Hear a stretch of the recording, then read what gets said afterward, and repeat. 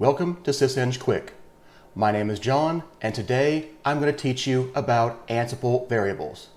Scope, precedence, defaults, validation, things along those lines. Let's get started. In the previous video, we set up this playbook to create a non-root user. I added the user sudo variable to control whether or not the user is given sudo privileges. At least that was my intention.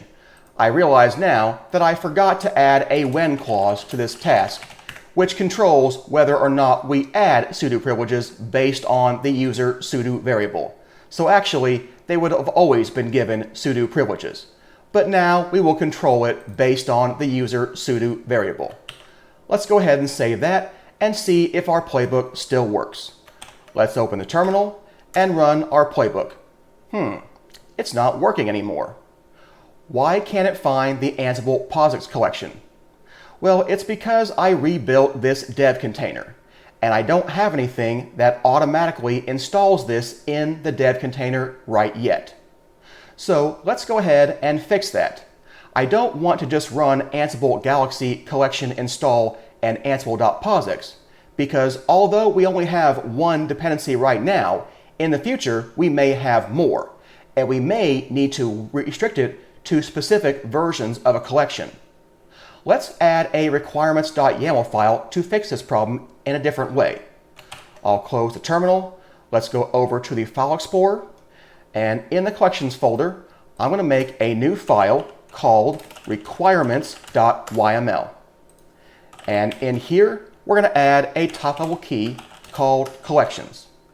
And in collections, we're going to have an array. The array is going to have the name of a collection. In this case, it's going to be Ansible.POSIX. And then we can have a version key where we can lock down the version we want to restrict it to. So I'm going to say I want greater than or equal to version 1.5.4, and I'd like it to be less than version 1.6.0. Now, that may be too restrictive or not restrictive enough. I'm just giving you an example of what you can do with version ranges. I could have given it a specific version, like 1.5.4. Here, I've decided any patch release should be fine for a version. And I know version 1.5.4 works because that's the version we've been using. Okay, now that we have our requirements.yaml file, let's go back to our terminal and see how you can install collections from a requirements file. We're going to do Ansible Galaxy collection install. We'll give it the -r option for the requirements file. We'll do collection requirements.yaml. And now we've installed Ansible.POSIX just like we had before, but we'll be able to easily specify any dependencies and our version ranges. We won't have to remember that every time we want to install a collection. Let's go ahead and update the dev container while we're here. I'll go into dev container, into the Docker file. So at the end of our Docker file, I'm going to add a new line, run Ansible-Galaxy collection install -r requirements.yaml. But we don't have that requirements.yaml file in the Docker place right now. We need to copy it, just like we had to copy the poetry and PyProduct YAML files. So let's do that as well. We'll copy collections/requirements.yaml to the current file. Now, this would work except for one more small issue. We don't actually have Ansible Galaxy in our path. It's in our poetry virtual environment. So we can simply run poetry run -- and then the Ansible command. Now this should work for us. Let's go make sure our Docker file still builds. So I'm going to do docker build tag, give it the Docker file and the current context. Yeah, that looks good. Let's see if our dev container will work with our new Docker file. So we'll go ahead and bring up the command prompt, and we'll go and rebuild our container. Okay, we're back in our container, so let's do Ansible Galaxy collection list. And yes, you can see we do have our Ansible POSIX collection in there already. let's see if we can run our playbook now. It's gathering the facts, it's updating the package cache, and unfortunately, it fails. We can't lock the apt for exclusive operation. I wonder if we're having sudo problems again. And actually, yes, we are. We never did anything in the package cache task to make us sudo, and we require that in apt. So what are we going to do about that? Well, here's our include task, which runs it in Debian and Red Hat. Maybe we can add a become right here. Let's try it out. Let's say become true. We'll go back to our terminal and rerun things. And no, we can't do that either. Become is not a valid attribute for task include. Okay, well, that's not going to work. Maybe we can make a block. Let's try that. Root block become true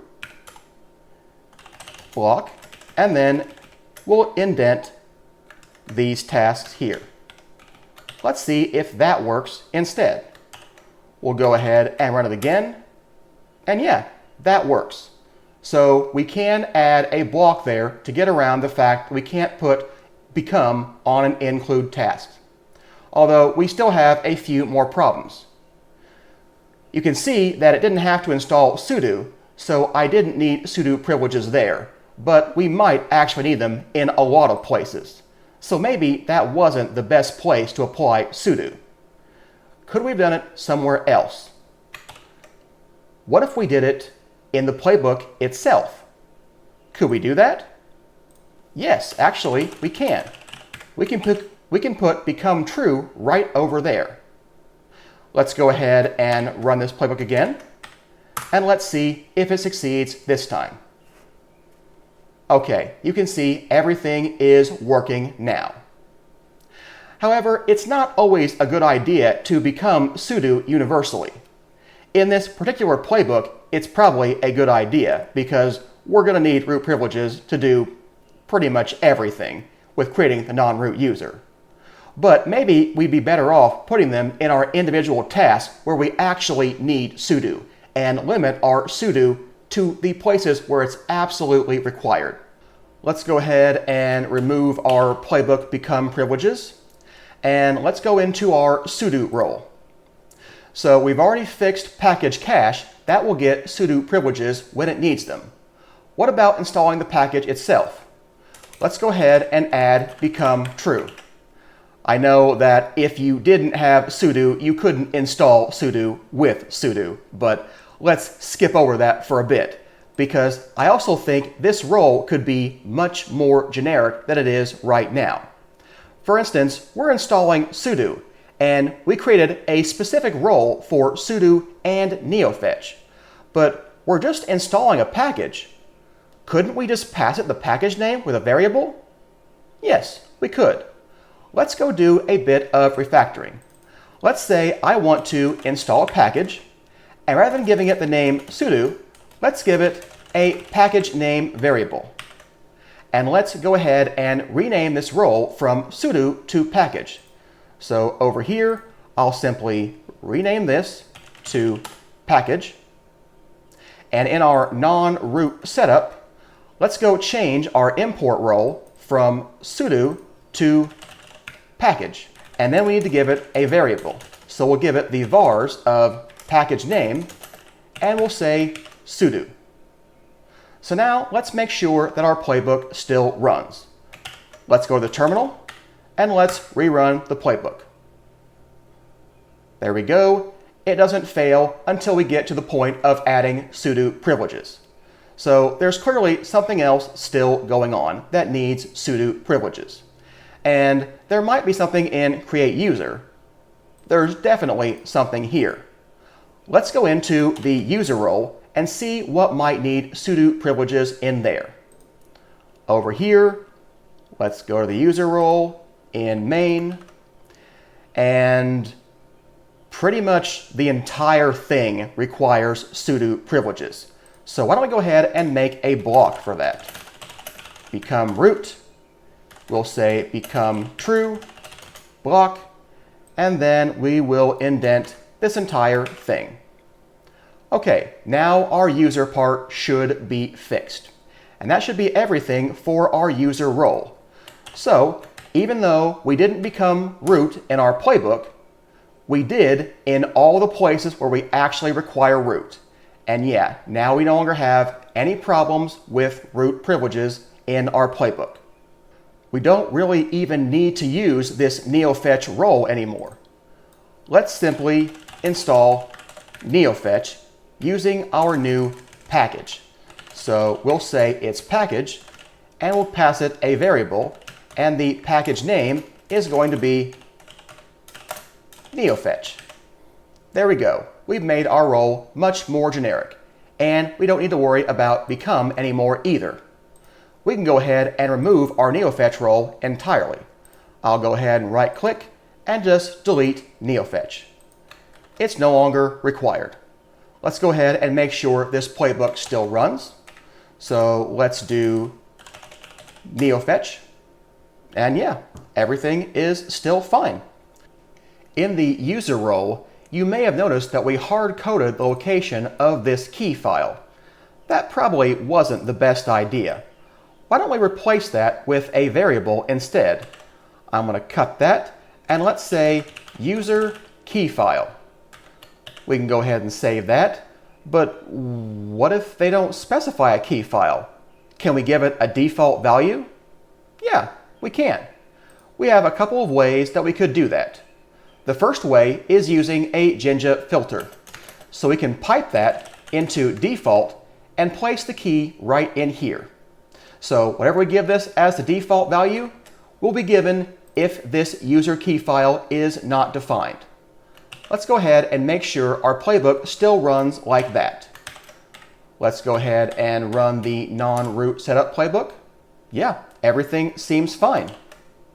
This is a bit of an awkward place to specify the default. What if you had this in multiple locations?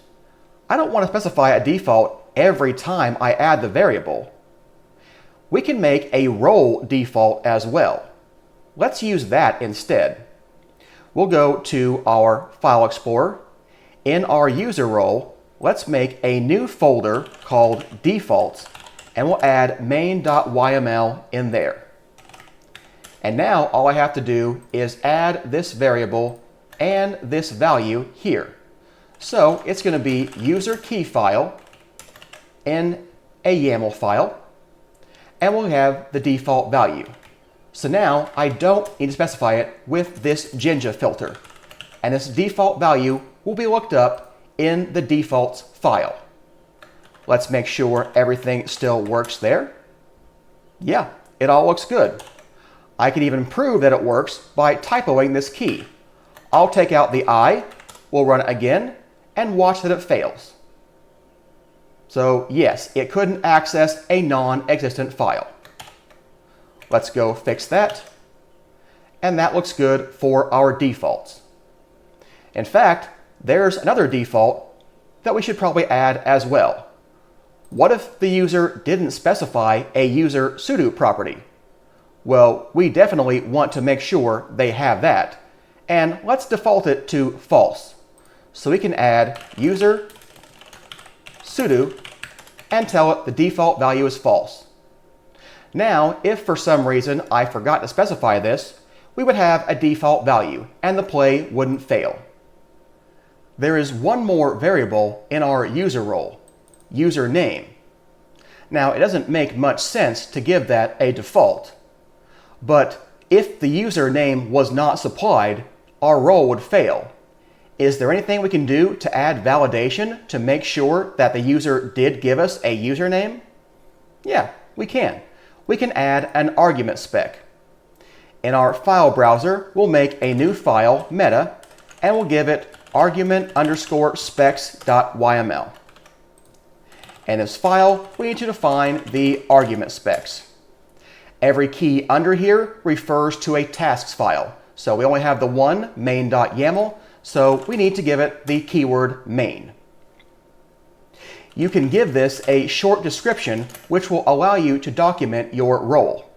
I want to say creates a user account. If you want to give it a longer description, you can do so with the description field. If you want to add multiple paragraphs, simply give it an array. So creates user account, adds sudo privileges if sudo user is true. Okay, what else do we have here? We can give it some authors. We can say the author is me. You can add multiple authors by giving extra entries in the list. Next is our list of options for this role. This is going to be all of our fields. So we'll give it the username property. You can give it a type, although it defaults to string, so we wouldn't have to give it a type for string variables. But I'll go ahead and add that here so you can see the type. We can say required, and required is true. If we don't supply a username, this task is going to fail. And we can give a description. Again, if you want multiple paragraphs, put them right here. So I'll say I'll say username of the account to be created. Okay, so there is our first property. However, we can also document our other properties even though they have default values. So let's do that. User sudo, and the type here is bool. Since we're specifying the type, we'll also know that if we passed a string value, this would not validate. Required in this case is going to be false because we do have a default value. Even though we're setting the default to false, this is only for documentation. The defaults need to be set in defaults main.yaml. That's where the variable actually gets the default value. So we'll go ahead and add a description field, whether to give the user sudo privileges. And then our final one is user key file. Again, the type here is string, required is false, the default is private ssh ansible.pub, and our description is going to be the location of the public key file to add to SSH authorized keys. Okay, let's go try that out and make sure our role still works. So let's go ahead and run the playbook. Didn't have any problems. What if we supply something invalid? Like say we go back to our non-root playbook, and let's say that we forgot to give it a username. What will happen here? We go ahead and run non-root setup, and look, we validated the argument spec, and it tells us that we are required to have a name. It's a little bit hard to read, but at least it doesn't let us go through. So here's the problem, missing required arguments username. So now we've created a spec file to validate that our role will be used properly. We've been supplying values to variables when we do import role with the vars block. We put username as Ansible and set user sudo to be true. But that wouldn't make as much sense for this user key file. After all, if we place the key file here, that's kind of like just replacing the default value in this playbook. Now, maybe that's fine, but maybe you'd like to supply that variable somewhere else, like say on the command line. Can we do that and make the playbook a bit more reusable? Yes, we can. Let's see how that might work. Let's run the playbook and let's give an extra argument, -e. This supplies an extra variable. We'll say user key file equals private SSH some other key file. It won't exist, but that's not really important. Let's go ahead and run this and see if it works. Yes, it did overwrite the variable. Now, the one problem with this is variable precedence. Extra vars have the highest precedence in Ansible, meaning they overwrite everything. If I supply an extra variable on the command line, we can never use the default or almost any other value ever again. In fact, what would happen if I passed user key file here? Bad key file. If I go ahead and run this, which variable will it use? It used some other key file, the variable we specified on the command line. It completely ignored the variable that I passed here. Extra vars has the highest variable precedence. So you have to be careful when you're supplying a value with an extra var, that it will be a default value. It's difficult to override values like this when you do that. However, you can do things by creating extra layers of indirection, such as a global variable that overwrites a local variable and then falls back to a default. You can actually default in your defaults. Let's see how that might work. If we go into our user roles and go to defaults, we've got our user key file defined. We could make this a Jinja expression. Why don't we go ahead and do that? We'll say global user key file, and we will default to the value of this file. So now our default has a default, which seems odd, but it's one way we can supply a global thing without overriding everything. We're only overriding the default here. So let's go back to our CLI and let's see what happens now if instead of supplying user key file, we supply the variable global user key file. Which one do we get this time? This time we got bad key file because we passed it right here. This has higher variable precedence than a default and less precedence than extra vars. But remember, we didn't override this value. We just said that the default value would be this value if nothing else were supplied. So if we don't have this property at all, will we get our global variable? Yes, we do get the global user key file. Actually, that's a string. Hang on, typo. I forgot to add a Jinja expression here. This was an entirely literal string. So let's fix that with a Jinja expression. So now we give it the value of the file variable or the default. Let's try that again. There we go. It's still the wrong file, but at least it's supplying the value we gave it on the command line. So there are usually options for working around variable precedence, although it is difficult to get used to and something that simply takes time. There's a lot more about Ansible variables. The precedence rules can be a bit difficult to get used to if you're coming from other languages. I'm sure we'll be talking a lot more about this in the future. I hope that you enjoyed today's video. If you did, please hit those like and subscribe buttons. It really helps out the channel and I appreciate it. Thanks for watching. See you next time.